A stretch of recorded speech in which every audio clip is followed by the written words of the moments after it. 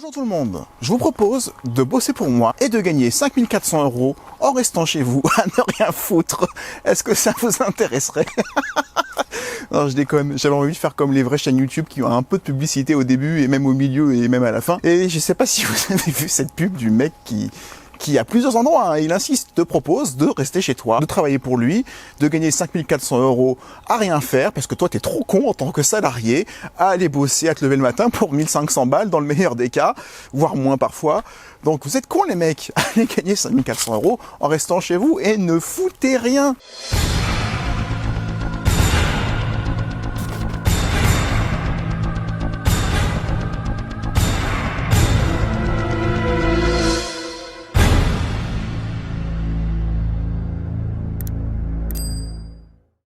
Je vous ai manqué ou quoi?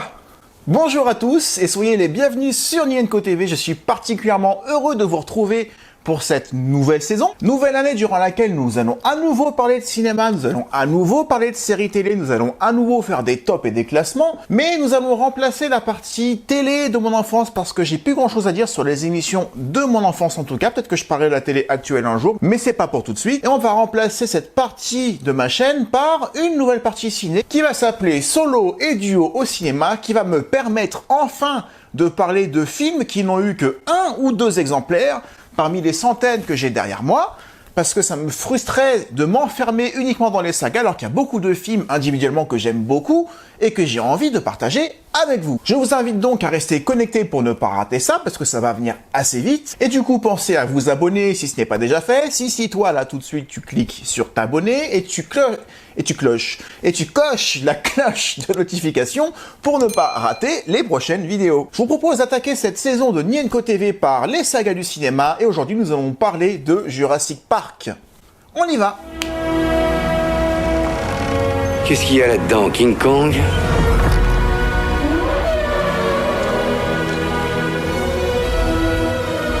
Bienvenue à Jurassic Park.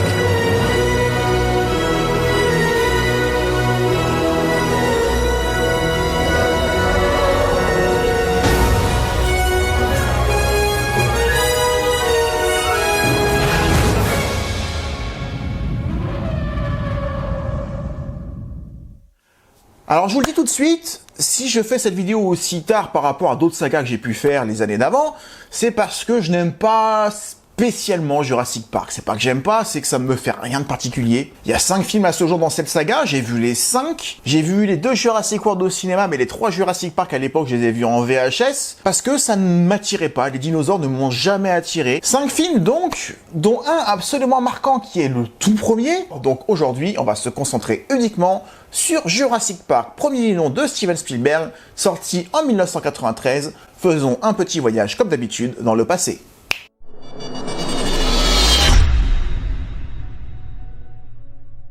Jurassic Park, premier du nom, c'est un monstre de record. C'est le premier film à passer au-dessus des 900 millions de recettes, voire 1 milliard et même plus si on compte la sortie 3D qui a suivi. C'est le plus grand succès de Steven Spielberg, ce n'est pas rien. Forcément, c'est le film le plus rentable de tous les temps à ce moment-là, et ça le sera durant 15 ans jusqu'à Avatar. Et pourtant, je suis passé complètement à côté à l'époque. The raptors are gonna break through. We need the door locks back online. If only there was someone not doing anything that could help reach this gun. We could just shoot it in the face. Je ne l'ai pas vu au cinéma même si j'avais l'âge d'y aller, parce qu'encore une fois, les dinosaures... Oh mais oh! J'en avais pas grand chose à faire. Et j'étais pas le seul, puisque Steven Spielberg a précédé la sortie de son film par plusieurs années de communication autour des dinosaures pour réhabiliter les dinosaures au public, en particulier par rapport au jeune public, avec par exemple la création d'un dessin animé qui s'appelle Le Petit Dinosaure et la Vallée des Merveilles, et aussi la production de certains documentaires sur les dinosaures. Jurassic Park, c'est un livre signé Michael Crichton, dont Spielberg a acheté les droits avant même la sortie du livre. Il fera pareil pour la suite, Le Monde Perdu d'ailleurs, mais Spielberg avait en tête à l'époque de faire aussi la liste de Schindler. Mais on va lui demander de faire d'abord Jurassic Park, puis la liste de Schindler. Le dinosaure et l'homme, 2 espèces séparées par 65 millions d'années d'évolution. Comment serait-il possible d'avoir la plus petite idée T'as senti? de ce qui va se passer? Mais je n'ai pas vu ces documentaires, je n'ai pas vu le dessin animé, donc moi Jurassic Park en 93, bah ça ne m'a pas fait déplacer, et j'étais peut-être un des seuls. To Jurassic. Ew, more like Jurassic Plop. Je l'ai vu un jour en VHS, et j'ai envie de dire que ça m'a pas fait l'effet waouh que ça a fait à tout le monde, parce que Jurassic Park c'est un film culte pour tout le monde, pour beaucoup de monde en tout cas. Moi, pas du tout, parce qu'il y a quelque chose dans ce film que je trouve à la fois remarquable, parce que c'est un très bon film, mais il y a quelque chose qui me sort un petit peu du film, qui me dérange, même si c'est un défaut très léger, et c'est ce que je vais essayer de partager avec vous, parce que pour moi, Jurassic Park, encore une fois, je suis même pas sûr en fait de l'avoir ici quelque part. Peut-être le premier, mais j'en suis pas sûr. Mais c'est pas un film que je juge, en tout cas la saga en entier, je ne juge pas nécessaire de l'avoir ici. C'est pour vous dire à quel point je reconnais que Jurassic Park c'est une grande saga, grande dans les résultats, et grande parce qu'elle fait partie de notre culture populaire, mais pas pour moi. Attachez vos ceintures. Tous les grands parcs d'attractions ont des retards. Mais John, quand les pirates des Caraïbes se détraquent, les pirates ne dévorent pas les touristes. Jurassic Park, premier du nom, et je pense que c'est valable pour quasiment l'ensemble des films de la saga, je le trouve assez long à démarrer. Il y a beaucoup de films de 2h, 2h30 où l'action commence au bout d'une heure, 1h10 de film. C'est le cas d'Aliens le Retour, mais dans la première heure d'Aliens le Retour, je ne sens absolument pas la longueur du truc. Tout est logique dans Aliens le Retour, du coup l'heure ou l'heure 10 de début du film avant qu'on voit les premiers aliens ne me dérange pas. Dans Jurassic Park, c'est pas du tout la même chose. Parce que déjà, la scène d'introduction du film, la toute première scène qu'on voit, où on essaie de transférer un dinosaure de sa boîte vers un enclos et ça se passe mal, je pense pas que c'était nécessaire de le voir. En tout cas, on aurait pu garder le mystère un peu plus longtemps, même si on ne voit pas le dino, on ne fait que l'entendre et deviner. Moi, j'aurais pas du tout mis ça. Parce que je la trouve un peu lourde, un petit peu grossière. Il fait nuit, on voit la tronche du chasseur qui est très cliché. C'est le personnage que j'aime le moins du film d'ailleurs. Et puis il meurt de façon tout à fait anecdotique, mais passons, on n'y est pas encore. Et puis toute la scène où on voit le mec, on va dire, bien dodu, à cause de qui tout va plus ou moins arriver, bah je pense que cette scène-là, où on sait qu'il va tenter quelque chose pendant le film, une conversation téléphonique aurait pu suffire, ou tu aurais pu le suggérer autrement, sans avoir besoin de suivre ce personnage dont finalement on n'a pas grand chose à faire, dans un endroit dont on n'a pas grand chose à faire non plus. Donc ces deux scènes-là ne m'aident pas à rentrer dans le film. La seule que je trouve bonne, c'est celle où John Hammond va chercher Grant et sa femme sur le site archéologique, après la scène où Grant est en train de décrire à un gosse que c'était qu'un raptor, avec le seul vestige qu'il a sur lui, sa griffe. Tu le fixes dans les yeux, et il te fixe aussi intensément. Et c'est alors que l'attaque survient. Elle ne vient pas de face, mais par les côtés. Ça, c'est une bonne scène parce que ça nous permet de présenter 3 personnages en une scène assez efficace. Et l'enjeu du film, vous en avez marre de déterrer des autres dinosaures qui vous rapportent pas. Moi, je vais vous payer et en plus, je vais vous montrer quelque chose de beaucoup plus intéressant. Il faut aller plus vite. Une fois qu'on a dit ça, et pour moi c'est pas le défaut majeur du film, c'est du très grand cinéma de divertissement Jurassic Park. Car après tout, Steven Spielberg à la réalisation, John Williams à la musique, et même Michael Crichton à l'écriture, c'est forcément quelque chose qui va fonctionner, en tout cas qui me parle. J'adore le travail de John Williams, et j'adore le travail de Steven Spielberg, en tout cas la plupart du temps. Kelly? Kelly, no! Hey, you!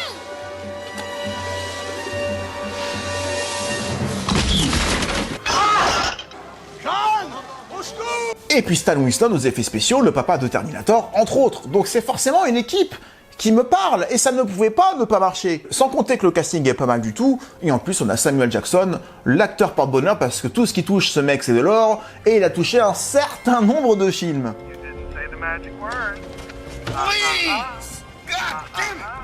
J'aime bien comment les personnages sont amenés. Grant n'aime pas trop les enfants, on va lui en balancer 2 dans les pattes.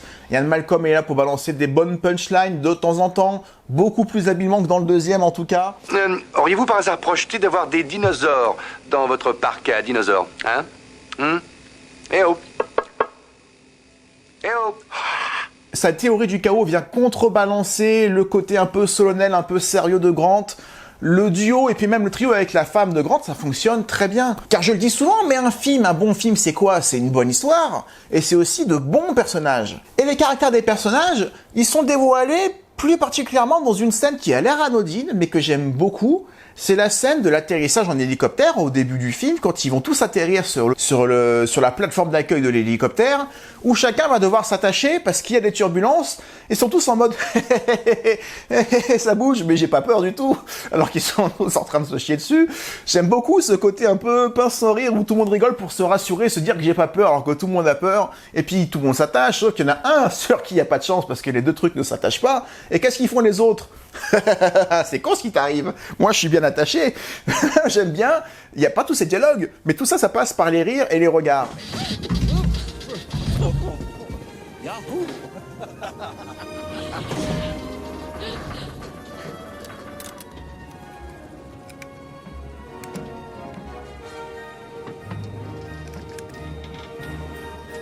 Et j'ai besoin de ça dans un film pour comprendre les enjeux et les interactions entre les personnages. Grant et Malcolm. Malcolm, il aime tout le monde, mais Grant, il est un petit peu réservé, il aime pas trop cette personnalité un peu exubérante, très imbue de lui-même, et ça se voit sans qu'il se parle. Et ça, j'aime beaucoup. Welcome to Jurassic Park.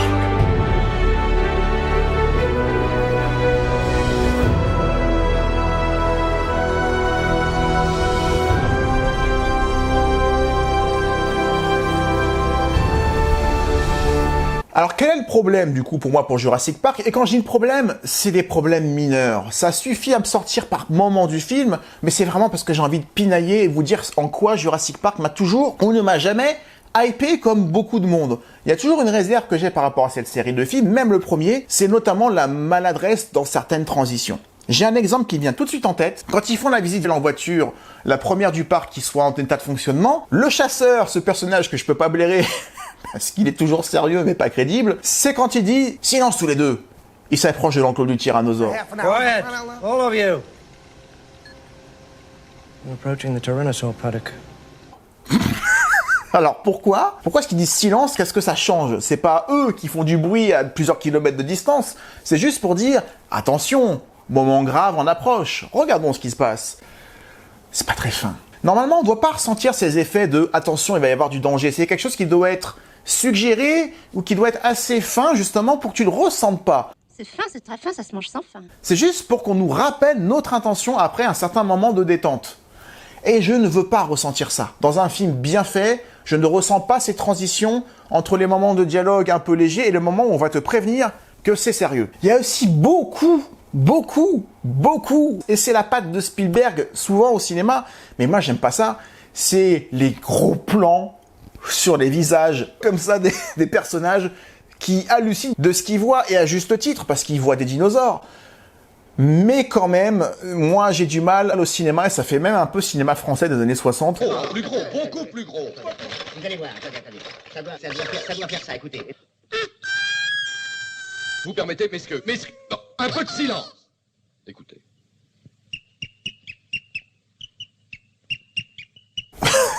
Moi, ça me gêne un peu, ces moments-là, tu vois. Et moi, j'aime pas qu'on me montre ce que je dois ressentir ou ce qu'ils doivent ressentir. Tu peux faire ça sans cadrer la tête. Tu peux faire ça avec un plan d'ensemble des deux qui vont se lever en même temps et regarder la même chose. Je trouve ça plus malin que « oh », puis après « oh », puis après « oh ». Enfin, pardon. Et outre les réactions que je trouve volontairement surjouées ou trop appuyées, peut-être pas surjouées, mais trop appuyées, les scènes d'action de ce film, bien qu'elles soient absolument brillantes, palpitantes, avec plein de suspense, manquent de justesse aussi. Elles sont trop appuyées. Je pense que trop appuyé, c'est le mot de ce film. Je sais pas si je vais réussir à vous expliquer parfaitement ce que je ressens en regardant les scènes d'action, notamment celle avec le T-Rex, la scène culte du film avec le T-Rex qui sort de l'enclos et qui s'attaque à la voiture des gosses. Boy, do I hate being right all the time. Par exemple, ce faux raccord est connu, jamais, mais jamais, il y a un ravin derrière le T-Rex dans l'enclos. C'est un faux raccord qui est passé sur Allociné plus d'une fois, tout le monde sait qu'effectivement ça a été rajouté pour que justement, il y ait une scène d'action plus palpitante avec du vide, alors que le vide n'est pas là. C'est un très bon exemple de ce que le film va essayer d'empiler pour qu'on puisse tirer parti, un peu comme un jeu vidéo, de chaque élément du décor pour en faire quelque chose de dangereux. Et encore une fois, c'est comme les transitions de tout à l'heure, si je ressens cette volonté de vouloir me divertir avec de l'action trop écrite et pas assez naturelle, bah je me dis, ok, je regarde un film avec de l'action. Mais du coup, je sors du film et je suis devant ma télé ou devant mon écran de cinéma. Il y a la barrière qui s'installe sur « je suis un spectateur, je regarde des gens ». Je ne suis pas dedans, je ne m'implique plus. Parce que soit les transitions, soit les scènes d'action me font réaliser que je regarde un film. Et toute la beauté du cinéma, c'est quand j'oublie que je regarde un film et que je suis émotionnellement impliqué. Donc dans cette scène-là, on y va par étapes. Le T-Rex sort, il s'attaque à la voiture. Il crève le plafond de la voiture, puis il retourne la voiture, puis il écrase la voiture se noie dans de la boue comme s'il avait plu pendant 10 semaines alors qu'il a plu que depuis quelques minutes. Mais on veut rajouter de la boue histoire de suggérer un effet de noyade. Après, il y a la poursuite des deux adultes avec le T-Rex derrière. Après, on découvre qu'il y a la falaise, les gars qui vont être suspendus à la voiture. On se balance, la voiture va tomber juste au bon moment, mais il y a le petit qui est coincé dans la voiture, donc on va dans la voiture, le volant tourne, la voiture glisse. C'est la course de l'arbre contre la voiture qui nous suit. Puis après, finalement, la voiture tombe sur les deux personnages, mais ouf, pauvre, tout va bien. Et toutes les scènes d'action du film, tu as vraiment l'impression, même dans la scène où ils sont sur les squelettes de dinosaures vers la fin du film, t'as vraiment le « je saute sur le dinosaure », le raptor saute sur le squelette aussi, le squelette se décroche, je tombe par terre, je lève la tête et oh, ça me tombe dessus, je me protège, et oh, il y a le squelette qui tombe, mais juste autour de moi et pas sur moi. Et t'as un effet de bam, bam, bam, bam, regardez qu'est-ce qu'ils prennent cher, mais ils sont jamais blessés. Et je sais pas si c'est un défaut en fait. Enfin si, parce que ça me sort du film, je vous l'ai dit. Mais c'est pas un défaut en soi qui est condamnable. C'est une volonté de mettre de la surenchère d'effets spéciaux et de scènes d'action. Mais les scènes d'action, elles doivent pas être aussi... Je dois pas le ressentir, voilà, tout simplement. Voilà, c'est le défaut que je trouve à ce film-là. C'est que ces scènes d'action, je les trouve très bonnes, mais je les vois. Je les vois trop. Je vois trop ce qu'on essaye de faire avec nous. Et j'aime pas ça. Mais mis à part ce léger défaut qui m'est peut-être très personnel, et quelques maladresses dans la transition ou sur certaines réactions, ou par exemple quand les gosses et Grant sont dans la plaine en train de découvrir le troupeau qui passe par là et qui s'en rapproche, et quand ils viennent par là, ils mettent pas mal de secondes à courir histoire de créer une nouvelle scène où ils vont courir au travers de tous les dinosaures qui sont en fuite, et qui en plus fuient le Vélociraptor. Et il reste là pour le regarder bouffer. Moi, j'aurais pas eu cette réaction-là. Il y a pas mal de moments comme ça où on veut une scène avec des dinosaures, et du coup, on va dire les dinosaures dans l'eau, les dinosaures dans l'air, les dinosaures sur Terre, et on va essayer de les utiliser, encore une fois, comme une espèce de train fantôme. Voilà. Je le ressens un peu trop dans le Jurassic Park numéro 1, mais c'est un défaut qui fait que le film n'a pas 20 sur 20, mais 17. Donc, on va pas déconner, me faites pas dire ce que j'ai pas dit, je trouve ce film très très bon. Les personnages sont bons, ils sont bien écrits, le scénario est bon, à savoir cette visite dans un parc d'attractions, dans une visite test, un peu comme les Dents de la Mer 3D dont on a parlé, où c'est la première journée d'ouverture et un requin va foutre la panique. Là, c'est pareil avec les dinosaures. Mais il y a un côté Jurassic Park dans les Dents de la Mer 3. Et ce que j'aime beaucoup dans le scénario, bien que ça paraisse assez simple, mais simple ne veut pas dire mauvais, au contraire, c'est très efficace, c'est que si ça foire, c'est pas parce que ça devait foirer pour le film, ce sont des conditions extérieures qui vont faire que cette journée va foirer. Il y a la météo qui s'en mêle, un peu comme dans Peur Bleue, mais j'y reviendrai parce que Peur Bleue pour moi et Jurassic World sont des films très très proches. Peur Bleue, on en a parlé dans une vidéo de Métop sur les films de requins. Donc qui dit tempête dit panne d'électricité, et il y a aussi évidemment le mec qui vient pour piquer les échantillons et qui est obligé de couper l'électricité et couper tout ce qui est sécurité pour faire son œuvre, d'où l'échappatoire des dinosaures à ce moment-là. Donc il y a un concours de circonstances qui fait que, pas de chance, la nature reprend le dessus, c'est un des messages du film, mais tout aurait pu très bien se passer s'il n'y avait pas eu ces deux phénomènes-là, et tout se passera très bien jusqu'à un certain stade dans Jurassic World, donc ce parc, il avait une chance d'être ouvert, jusqu'à quel point on ne sait pas, mais les événements du film ne vont pas arriver juste parce que le spectateur est là, c'est parce qu'il y a vraiment pas de chance avec cette tempête qui arrive, et parce que le mec qui gère la sécurité est un bel enfoiré. Je dois souligner aussi que les effets spéciaux sont magnifiques, avec ce mélange d'animatronique et d'images de synthèse, qui font que les dinosaures ont un côté un peu palpable. Vous voyez, l'animatronique dans le cinéma, même si ça peut paraître un peu raide par moment, c'est raide, mais on peut le toucher. Alors que tout ce qui est 100% virtuel, trop fluide, trop organique, trop factice, tu sais que ça a été créé. Alors que l'animatronique, c'est créé, mais ça reste par de l'humain. C'est quelque chose que tu touches. Et donc je pense que les effets spéciaux de Jurassic Park, et de la saga de Jurassic Park en général, sont très très très bons grâce à ça, grâce à ce mélange ingénieux de physique et d'ordinateur. Le mélange des deux, pour moi, c'est ce qu'il y a de mieux, et donc je ne pouvais pas parler de Jurassic Park sans parler des effets spéciaux.